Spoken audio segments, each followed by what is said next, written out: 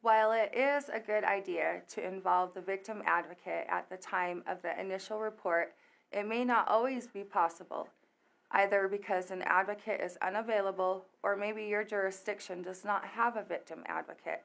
If you are unable to include a victim advocate in the process at the time of the initial report, here are a few helpful tips. Speak to the victim in a safe place. It is important for the victim to feel comfortable and safe in their environment and surroundings. Let the victim know you are sorry about what happened to them. A sincere, "I'm sorry this happened to you," can go a long way with victims. Be transparent about what you know and what you don't know. Relay with confidence what you do know.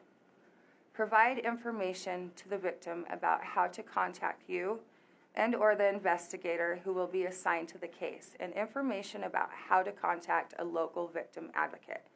You should also provide information about rape and sexual assault, local resources, victim rights, and agency-specific processes regarding rape and sexual assault.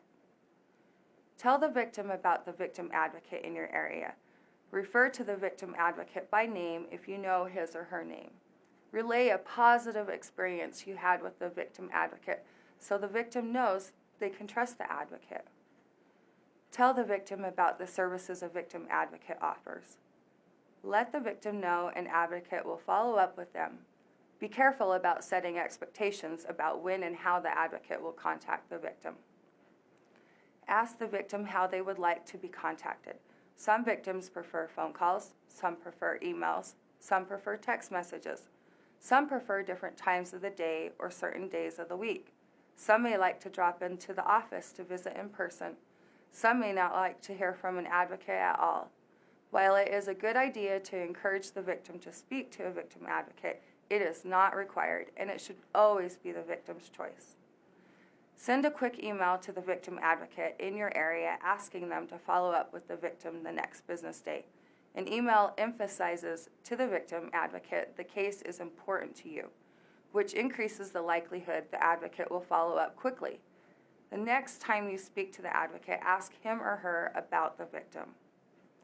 If you do not have a victim advocate to refer to, you may like to offer the victim one or all of the following resources: the Utah Office for Victims of Crime, the Utah Coalition Against Sexual Assault, the Utah Crime Victims Legal Clinic, or the Department of Public Safety's Victim Advocate. You will find these resources listed in the Victim Resources sheet at the end of this training.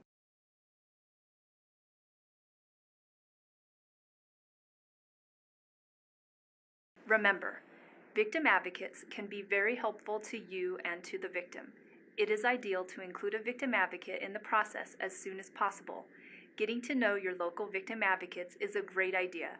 And above all, remember, advocates appreciate the work you do. They will welcome the opportunity to collaborate with you.